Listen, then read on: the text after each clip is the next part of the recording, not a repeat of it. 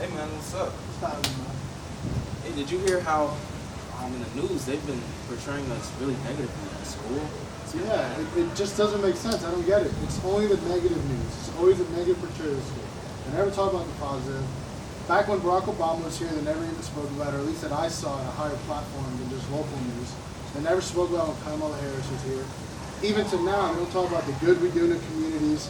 They don't talk about everything else we do as a campus to improve the campus life and how we're trying to, propel as a HBCU in the nation. All they talk about is negative news, kind of like they're just sifting through our stuff and only coming up with the negatives and never coming up with the positives. So they're trying to just pretty much influence us. And that right there is the agenda setting theory. The agenda setting theory is a thing that, it's a theory in which the mass media or the broadcast can influence people through portrayal. Pretty much through portrayal, through how they word certain things. It goes even further than that. It goes into like how MSN or NBC News or CNN, they talk about, either Democratic, Republican, when Donald Trump was a thing. One of them was defamating him, the other ones were praising him and trying to set that agenda in itself. It's pretty much a theory in which the mass media broadcasts want to influence other people to think a certain way or to pretty much set their agenda for those who are watching to just buy into what they're saying. Hey, what's up? So how do you think this whole idea of media agenda setting came to be?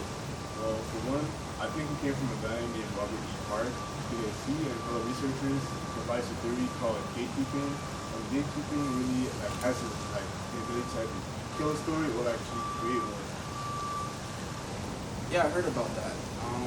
I also heard researchers, they put the theory to the test and they found out that whatever the media pushed became the reality for the public.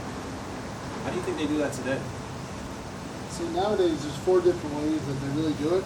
There's a high power source and a high media outlet, so it'll be like Trump. Like Trump's a very popular president, so he's a high power source. And him, the CNN, high media outlet. They will benefit each other mutually because one of them or both of them are so strong in either in the public or in the media world that whatever they set as an agenda, they help each other, they benefit mutually.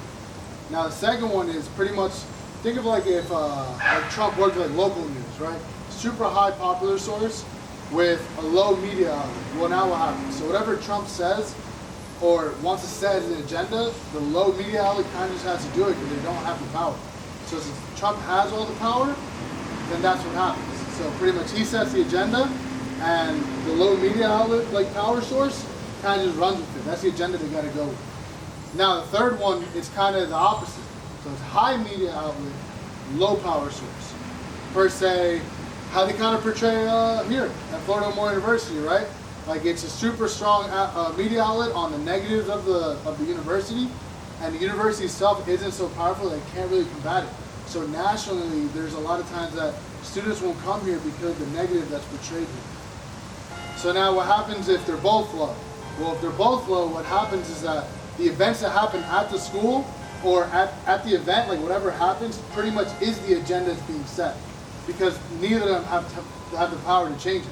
So that's the fourth one. That's low power setting or low power source with a low media outlet. So that's the 4 different ways that they figured out would work.